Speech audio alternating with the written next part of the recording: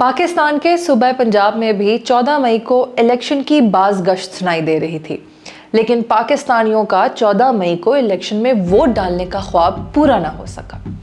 बावजूद मुल्क की सबसे बड़ी अदालत सुप्रीम कोर्ट के हुक्म के, लेकिन दूसरी जानिब दुनिया में एक उभरती इकोनॉमिक पावर मशरिक़ वस्ता और यूरोप के संगम में वाक़ तुर्किया जमहूरिया में बग़ैर किसी हीले और बहानों के 14 मई को सदारती इंतखाब हुए।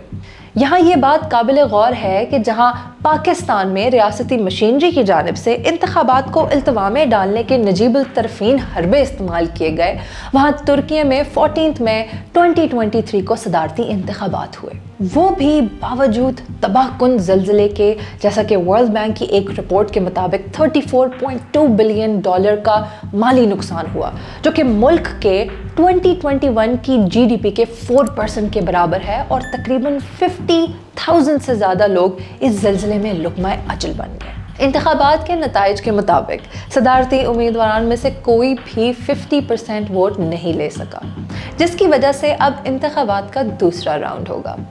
पहले राउंड में तैयब अर्दोगान 49.5% वोट लेकर सरे फहरिस्त रहे, जबकि इनके मद्दे मुकाबिल कमाल क्लिचदारोग्लू 44.9% वोट लेकर दूसरे नंबर पर रहे। अब रन ऑफ वोट में इन दोनों उम्मीदवारों के दरमियान मुकाबला 28 मई को होगा। सबसे मुतासिर कुन चीज़ तुर्की की अवाम का जमहूरी प्रोसेस पर ईमान था।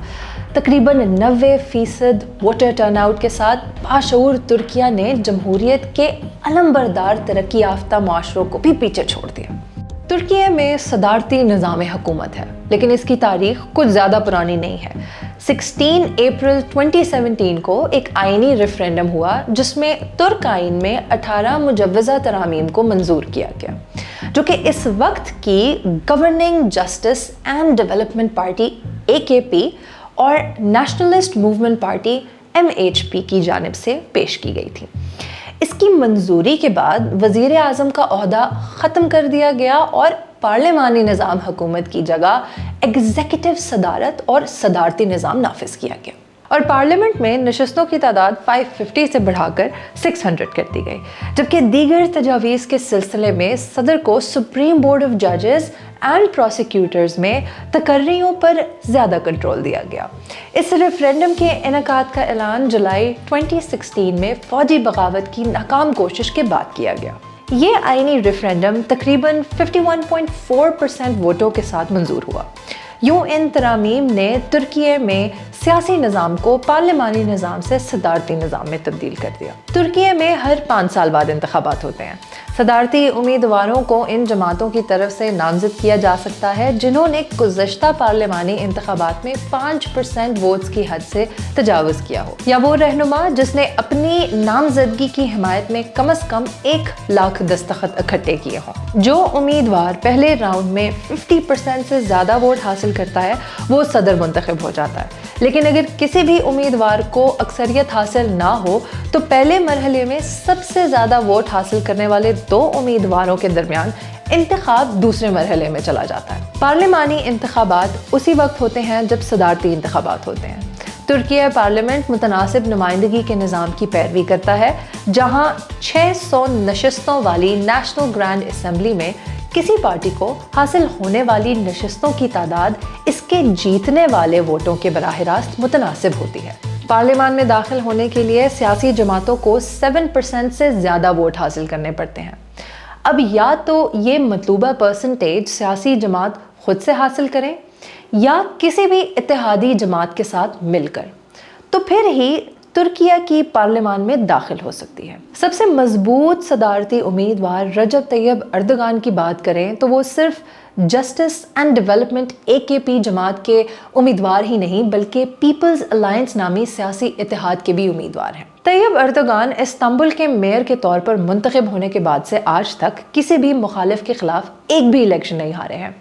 यहाँ पे एक इंटरेस्टिंग फैक्ट ये है कि तैयब अर्दोगान अपने पूरे करियर में सिर्फ 2 बार हारे, वो भी अपने सियासी करियर के आगाज़ के दौरान, यानी 1980 की दिहाई में। और यहाँ एक फ़न फैक्ट शेयर करती चलूँ जो बहुत ही कम लोग जानते होंगे कि अपने सियासी करियर से पहले अर्दोगान एक प्रोफेशनल फुटबॉलर भी रह चुके हैं। उन्होंने 7 साल तक कमयालती क्लब के लिए बतौर फॉरवर्ड के फुटबॉल खेली। इसके साथ साथ वो स्टूडेंट पॉलिटिक्स में भी खासी दिलचस्पी रखते थे। रजब तैयब अर्दगान मकामी इस्तांबुल मेट्रोपॉलिटन म्यूनिसिपैलिटी के इंतखाबात में हाई प्रोफाइल सेंटर दाएं और दरमियानी बाएं बाजू के उम्मीदवारों के खिलाफ इंतखाब लड़े। ज़्यादातर उम्मीदवारों ने तैयब अर्दगान को हल्के में लिया और इन पे कोई ख़ास तवज्जो ही ना दी, ये समझते हुए कि वेलफेयर पार्टी आरपी के उम्मीदवार का जीतने का कोई चांस ही नहीं है। यहाँ तक कि तैयब अर्दगान को मुतादिद टॉप टॉक शोज़ के मेज़बानों ने नज़रअंदाज किया और इनको अपने प्रोग्रामों में मदऊ करने से इनकार कर दिया कि ये शख्स इस्तांबुल के मेयर का इलेक्शन कभी भी नहीं जीत सकता।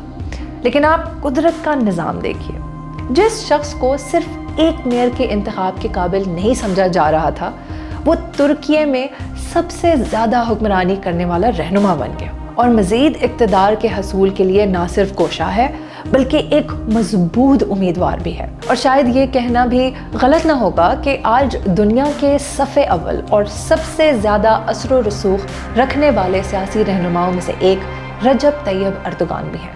27 मार्च की सुबह वो तुर्किश एस्टैब्लिशमेंट को हैरान कुन झटका देकर एक फातेह उम्मीदवार के तौर पर उभरे। इस झटके के बाद तुर्की एस्टैब्लिशमेंट ने वेलफेयर पार्टी को सेक्युलरिज्म की बुनियाद परस्त तशरीह के लिए एक नजरियाती खतरे के तौर पर देखा, जिन्होंने यूनिवर्सिटियों में सर पर स्कार्फ पर भी पाबंदी लगा दी। रजब तैयब अर्दगान ने अपने मेयर के दौर में अपनी सलाहियतों को मुजाहिरा करते हुए शहर के बहुत से बड़े मसाइल को हल किया, जिनमें पानी की कमी, नकलो हमल में मुश्किलात, बढ़ती हुई आलूदगी और वेस्ट मैनेजमेंट का मसला शामिल है। इस कारकर्दगी की वजह से तैयब अर्दगान इस्तांबुल के अलावा तुर्की के बाकी शहरों में भी मशहूर हो रहे थे। ये मशहूर होना रजब तैयब अर्दगान के लिए तो बहुत खुशाइन था, पर तुर्की की इस्टेब्लिशमेंट के लिए ये खतरे की घंटी के मुतरादिफ था। वो इस ताक में थे कि किस तरह तैयब अर्दगान की बढ़ती मकबूलियत को कम किया जाए और तैयब अर्दगान को काबू में किया जाए। यहाँ एक बात याद रहे कि इस्टेब्लिशमेंट को तैयब अर्दगान की कारकर्दगी से कोई मसला नहीं था, बल्कि वो तैयब अर्दगान के इस्लामी नज़रियात से खाइफ थे। यूँ मौके की ताक में बैठी इस्टेब्लिशमेंट को एक मौका मिल गया। हुआ यूँ कि एक कौम परस्त मुसन्निफ ज़ियागो काल्ब की लिखी हुई नज़म पढ़ने की वजह से 5 माह कैद की सज़ा सुना दी गई। तैयब अर्दगान ने एक सियासी रैली में ऐसी नज़म पढ़ी जिसे तुर्की अदालत ने इस्लाम पसंद बगावत करार दिया, जो कि तुर्की के जदीद और सेक्युलर तशख़्ख़ुस को नुकसान पहुँचाने के मुतरादिफ थी। तुर्क कौम परस्ती के एक नज़रिया साज ज़ियागो काल्ब का एक शेर सुनाया, मस्जिदें हमारी बैरकें हैं, गुंबद हमारे हेलमेट हैं, मीनार हमारे संगम हैं और मोमिन हमारे फौजी हैं। इसे पढ़ने से अर्दगान को सज़ा हुई। यहाँ एक बात बड़ी दिलचस्प है कि ज़ियागो काल्ब जिसकी नज़म पढ़ने से अर्दगान को सज़ा हुई, ये वही ज़ियागो काल्ब हैं जिनके ख़यालात तुर्की के बानी मुस्तफ़ा कमाल अतातुर्क के लिए एक अजीम तहरीक थे। इस मुतनाज़िर जुमले के नतीजे में तैयब अर्दगान पे एक सियासी पाबंदी भी लग गई, जिससे रजब तैयब अर्दगान को मेयर का ओहदा छोड़ना पड़ा। अगरचा ये सज़ा कदामत पसंद अवाम और बहुत से इस्तांबुलियों के लिए एक बड़े सदमे के तौर पर सामने आई, जिन्होंने रजब तैयब अर्दगान की क़यादत में अपने मेयारे ज़िंदगी को नुमाया तौर पर बेहतर होते देखा। ये सज़ा तुर्की के मुस्तकबिल के रहनुमा के दोबारा बेदार होने का बाइस बना। 2013 में मुल्क के वज़ीर आज़म के तौर पर इन्होंने पिनर हिसार जेल का दोबारा दौरा किया, जो तुर्की के यूरोपी इलाके के एक सूबे किर्कलरैली में वाक़या है, जहां इन्हें जेल में डाल दिया गया था और कहा, मेरे लिए पिनर हिसार दोबारा जन्म लेने की इलामत है, जहां हमने तैयारी की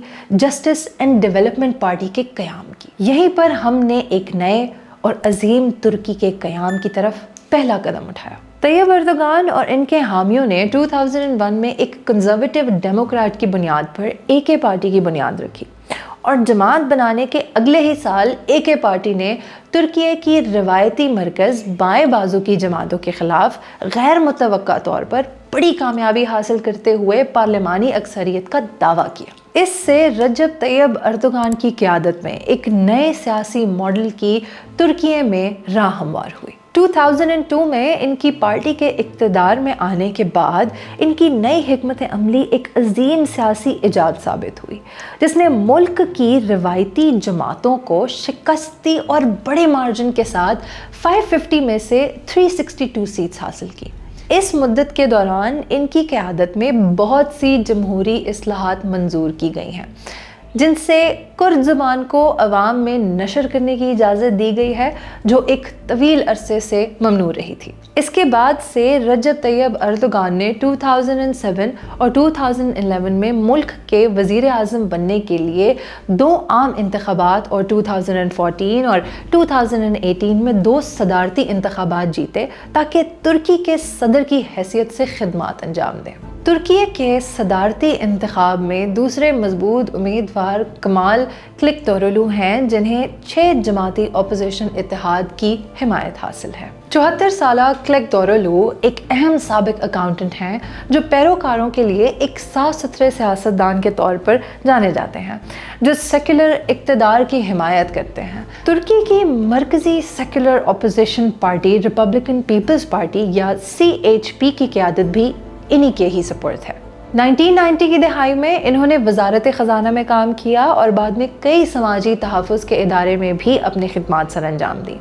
वो 2002 में पार्लियामेंट का रुकन बनने से पहले एक बार ब्यूरोक्रेट ऑफ द ईयर के नाम से जाने जाते थे। 74 साल रहनुमा को एंटी करप्शन ब्यूरोक्रेट समझा जाता है और तुर्की में इनके हामी इनको इनके निक नेम डेमोक्रेटिक अंकल पुकारते हैं। वो 2007 से secular republican peoples party CHP के चेयरमैन हैं। क्लिकतोरोलू और इनका 6 जमाती अपोजिशन इत्तेहाद तुर्की को तब्दील करने और इसे एक मजबूत पार्लिमानी निज़ाम में तब्दील करने का इरादा रखते हैं और अर्दोगान की ज़्यादा से ज़्यादा आइनी तब्दीलियों को कलअदम करार देना चाहते हैं, जिससे अर्दोगान की ताकत में इजाफा हुआ है। ये इत्तेहाद पार्लिमानी जमहूरियत, कानून की हुक्मरानी, आज़ादी इजहार और मीडिया की आज़ादी को बहाल करना चाहता है और इस बात को यकीनी बनाना चाहता है कि इख्तियारात की अलहदगी का दोबारा एहतराम किया जाए। क्लिकतोरोलू ने हाल ही में DW को बताया है कि अगर ओहदे के लिए मुंतखब हुए तो वो इस आर्टिकल को ख़त्म कर देंगे,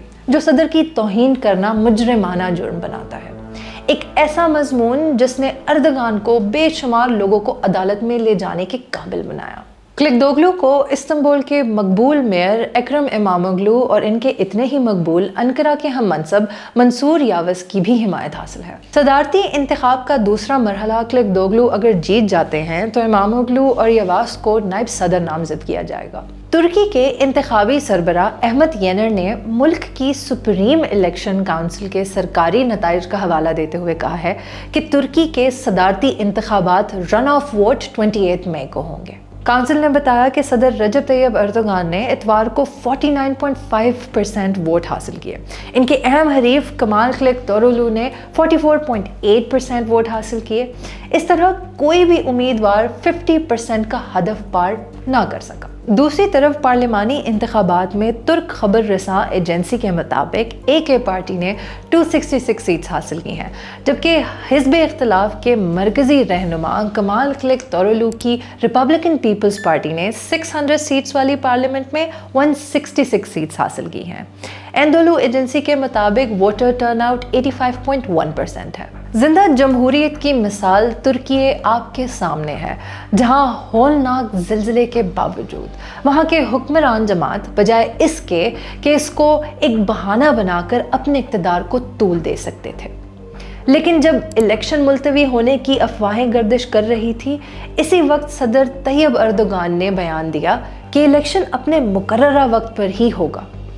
लेकिन अब आप ज़रा अपने मुल्क पे नज़र डालिए, जिसके आईन के आर्टिकल 224(2) इस मौक़िफ़ को ये फराहम करते हुए मुस्तहकम करता है कि जब कौमी असम्बली या सूबाई असम्बली तहलील हो जाती है तो तहलील होने के बाद 90 दिनों के अंदर अंदर तहलील शुदा असम्बली के लिए आम इंतखाबात कराए जाएंगे और इंतखाबात के नताइज का ऐलान पोलिंग के इख्तिताम के 14 दिन बाद किया जाएगा। इसी आइन पे अमल दरामद के लिए chief justice of supreme court को अज खुद नोटिस लेना पड़ा।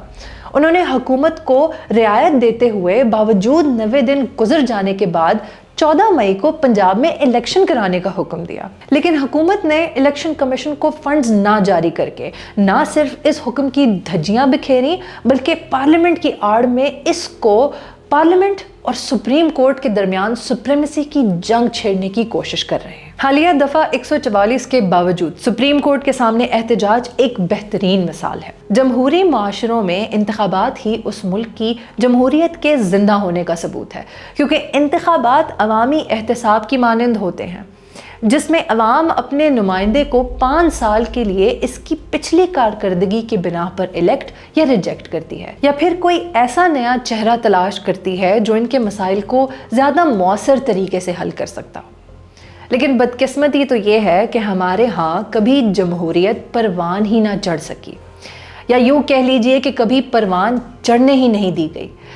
कभी जमहूरियत के नाम लेवा सियासतदान इसकी आबियारी के बजाय इसकी जड़ें काटते नज़र आए, तो कभी इसके मुहाफिज इसका बीज तल्फ करते। क्या पाकिस्तान कभी तुर्किया बन पाएगा? ये हसरतनुमा सवाल सब पूछते हैं, लेकिन असल सवाल तो ये है कि क्या आप, मैं और हम सब तुर्किया जैसे हैं भी?